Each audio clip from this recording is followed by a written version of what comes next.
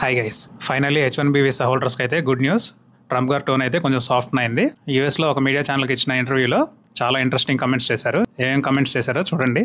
Key సెక్టార్స్లో skilled foreign వర్కర్స్ని appoint చేసుకోవడం చాలా important అంట. ఎందుకంటే వాళ్ళ దగ్గర ఇనఫ్ స్కిల్డ్ వర్కర్స్ లేరని ట్రంప్ గారే ఒప్పుకున్నారు. ఇంకో ఇంట్రెస్టింగ్ కమెంట్ ఏంటో తెలుసా? అమెరికన్ ఎంప్లాయీస్ ఎవరైతే ఉన్నారో బయట నుంచి వచ్చిన స్కిల్డ్ వర్కర్స్ దగ్గర వర్క్ నేర్చుకోవాలని చెప్పి అన్నారు. అండ్ ప్రాపర్ స్కిల్స్ లేకుండా ఏదైతే ఇంపార్టెంట్ సెక్టార్స్ ఉంటాయో సెక్యూరిటీ కానీ మ్యానుఫ్యాక్చరింగ్ కానీ ఇండస్ట్రీస్ లో అన్ఎంప్లాయిడ్ అమెరికన్స్ అయినా కానీ హైర్ చేసుకోలేమని చెప్పారు. ఈ స్టేట్మెంట్ ఎందుకు ఇచ్చారో తెలుసా? జార్జియాలో ఒక ఫ్యాక్టరీ ఉంది. దాంట్లో most of the immigrate workers మొత్తాన్ని తీసేశారు. అలా తీసేసి లోకల్ అమెరికన్స్ ని హైర్ చేసుకోవడం వల్ల వాళ్ళకి ప్రాసెస్ కేయాస్ వచ్చింది. అంటే ఎవరు ఏ వర్క్ ఎలా చేయాలో వాళ్ళకి ప్రాపర్ ట్రైనింగ్ లేదు అండ్ హ్యూజ్ లాసెస్ కూడా చూసారనమాట. అందుకని ఈ డెసిషన్ తీసుకోవడానికి ఒక కారణం. దాంతో పాటు రీసెంట్ గా న్యూయార్క్ లో మేయర్ ఎలక్షన్స్ కూడా జరిగినాయి. దాంట్లో మన ఇండియన్ ఆరిజిన్ కి సంబంధించిన మందాని గారు గెలిచారు.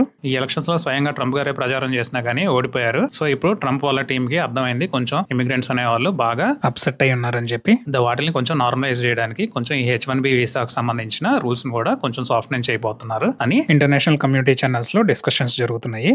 దీని మీద మోర్ ఇన్ఫర్మేషన్ అయితే రావాల్సి ఉంది. ఇన్ఫర్మేషన్ రాగానే మన ఛానల్ Chris2H లో నేను అప్డేట్ చేస్తాను. Do like, share and comment. Thank you.